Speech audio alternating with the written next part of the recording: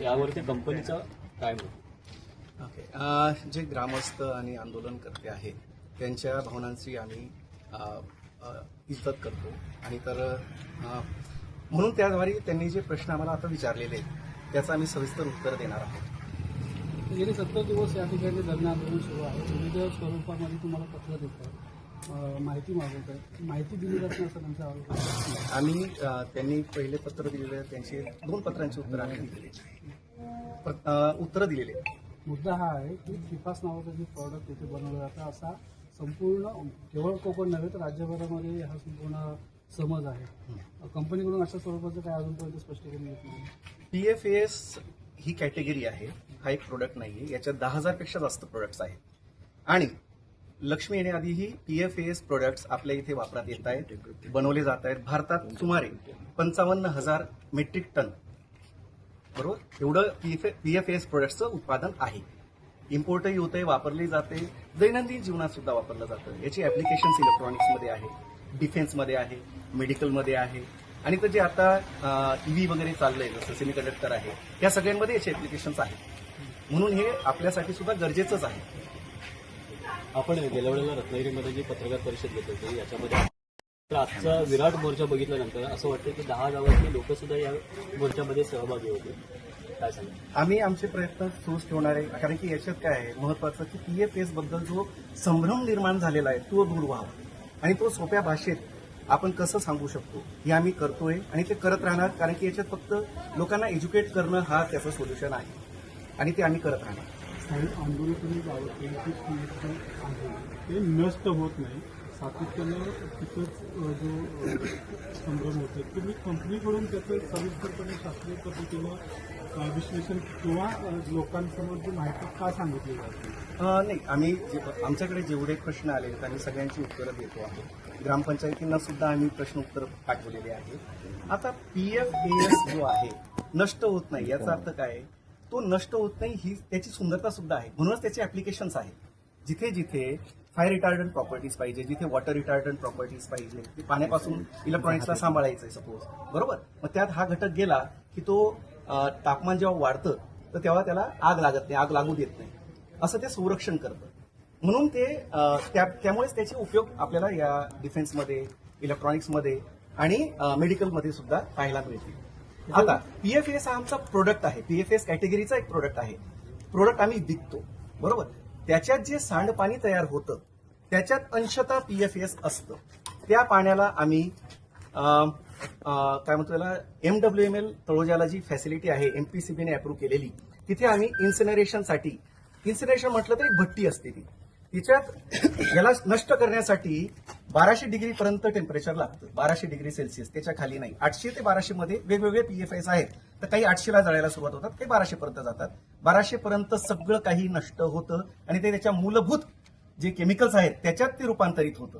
पण तुम्ही जर असं सांगताय तर किती घातक आहे मानवी आरोग्य? जरी म्हटलो आपण ते घातकच आहे शरीर आत गेलं तर. महत्वाचं काय आहे की जेव्हा आपण असं उत्पादन करतोय केमिकल्सचं बरोबर, त्या केमिकल्सला आपण एका बंद रिएक्टर्समध्ये त्याचे जेणेकरून त्याच्यातलं केमिकल हे जमिनीत जाता कामा नये, पाण्यात जाता कामा नये आणि हवेत जाता कामा नये. ही दक्षता आपण घेतली पाहिजे आणि ती लक्ष्मी कंपनी घेते. तळोजाला त्याचं जर विल्हेवाट लावली जाते हो. तर आंदोलकांनी तळोजाकडे म्हणजे त्या केंद्राकडे जेव्हा माहितीच्या अधिकारात माहिती तेव्हा तळोजाने सांगितले की एवढ्या क्षमतेची आमच्याकडे यंत्रणच नाहीये. सायंटिफिकली त्यांच्याकडे आता वर्ड असे आहेत ना की इन्सिनरेटर आहे तो 2 चेंबर्सचा आहे त्यांच्याकडे. टेक्निकली आम्हाला हे सगळं आम्ही स्वतः तपास केलेला आहे, त्यानंतरच तो निर्णय घेतला होता. त्यांना सॅम्पल सबमिट केलं, त्यांनी इन्सिनरेशन करून पाहिलं आणि त्यानंतरच आम्हाला परमिशन. पण त्यांच्याकडून त्या संदर्भातली माहिती कुठलीच आंदोलकांना दिली नाही. जर तुमचा पारदर्शक कारभार आहे तर त्या केंद्राने पण त्या पद्धतीची माहिती दिली पाहिजे. मी लक्ष्मीच्या बाजूने, लक्ष्मीची भूमिका नाही, बरोबर आहे. आता म्हणजे कसं झालंय की सुरुवातीपासून यंत्रणा ही त्या पद्धतीची जी माहिती आंदोलक मागतायत ती माहिती देत नाही.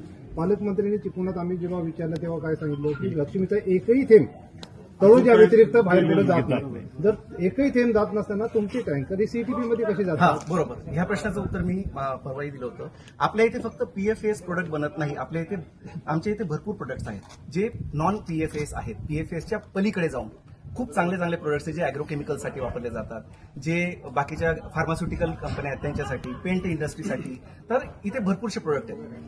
फक्त पीएफएसचा जो एक भाग आहे त्याचं इफ्लुएंट आपण इन्सिनरेशनला पाठवतो. बाकीच्या प्रोडक्टसाठी आमच्याकडे फुल फ्लेज ईटीपी आहे, पूर्णतः कार्यरत ईटीपी आहे, ज्याच्यात बायोडिग्रेडेशनची फॅसिलिटी आहे. त्या ट्रीट केल्यानंतर, त्याच्या ट्रीटमेंट केल्यानंतर जे एमपीसीबीने मानक दिलेले आहेत ते जेव्हा आपण पाळतो आणि त्याप्रमाणे जेव्हा ते इफ्लुएंट ट्रीट झालेलं असतं त्याला सीईटीपीला पाठवावं लागतं. तेच टँकर फक्त सीईटीपीला जातात. पण मग एमआयडीसीने आपल्या संदर्भातली जी ही सांडपाण्याची पाईपलाईन आहे ती आज कंपनी एवढे दिवस सुरू होऊन अजून का घातलेली नाही? आता साहेब आम्ही त्यांना वारंवार आवेदनं दिलेली आहेत, निवेदनं दिलेली आहेत की आमची पाईपलाईन कनेक्ट करा म्हणून. कारण की आता बघायला गेलं तर टँकरने पाठवणं जास्त अवघड होतं, बरोबर. तरी पण ते आता एमआयडीसीचा भाग आहे, त्यांना काय अडचणी कसं असतील माहितीये, ते जर त्या पद्धतीची तुम्हाला जी कंपनी सुरू करताना जी काय अटी घालतात शर्ती घालतात तर त्या संदर्भात तुम्हाला जर लाईनच न देता तुम्हाला कंपनीला परवानगी कशी काय मिळाली? म्हणूनच सोबत टँकरमध्ये सुद्धा पाठवायची परवानगी लागते. जर आम्हाला लाईन असेल तर टँकरमध्ये पाठवता येत नाही. म्हणून जर ती लाईन रेडी झाली नाहीये म्हणूनच टँकरमध्ये साहेब पाठवायची परत permission आम्हाला पाण्याच्या मिळाली. टँकरमधून कसं काय गेलेलं आपलं केमिकल्स परवा आपण जे सांडपाण्याचा टँकर अडवलं इथे ते पाण्याच्या टँकरमध्ये होतं. हे ट्रीटेड वॉटरच आहे, पाणी ट्रीटेड वॉटर तेच आपण पाठवलेलं होतं. नाही ना, तुमचं सांडपाणी आहे ना, सांडपाणी ट्रीट केल्यानंतरचं मग ते पिण्यायोग्य आहे ते. आता एमपीसीबीने काही मानक दिलेत, सीओडी आहे, बीओडी आहे, पीएच आहे, टीडीएस नाही आहे. विषय तो जो नाहीये. जो तुमचं- जो टँकर प्यायचं पाणी वितरित करतोय टँकरमध्ये नेतात त्या टँकरमध्ये तसं पाणी देणं तुमच्या कंपनीकडे योग्य आहे का? तसं मला तरी अशा निदर्शनात आलेलं साहेब, नाहीये. हो, जगजाहीर आहे साहेब, असं काय तुमच्याकडे करताय? ऐका ना, तुमच्या कंपनीचा जो टँकर तुम्हाला त्याची पूर्ण माहिती नाही ऐका का? ना. एक मिनिट, तुम्हाला त्याची पूर्ण माहिती ज्या आहे का? टँकरवर पिण्याचं पाणी आणि म्हणून जो लिहिलं- टँकर यूज लिहिलं. केलेला आहे तो टँकर तुमच्या कंपनीमध्ये तुमच्या सांडपाणी भरतोय. केला गेला. मग त्याच्यावर तुमच्याकडून काय कारवाई झाली?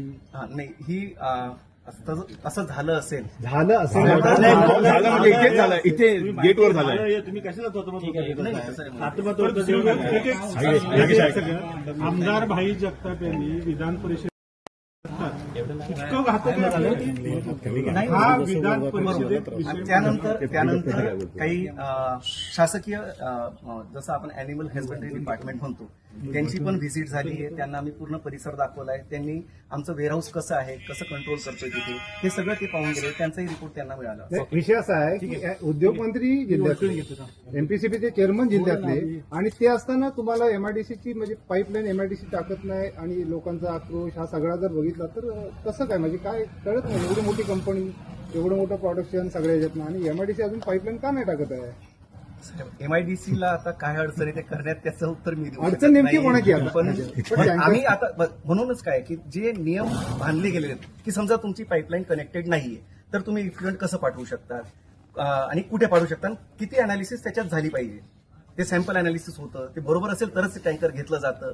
त्याच्यावर भरपूरशी उपाययोजना त्यानंतर दिलेली आहे. पिण्याच्या पाण्याच्या टँकरचं फक्त अर्ध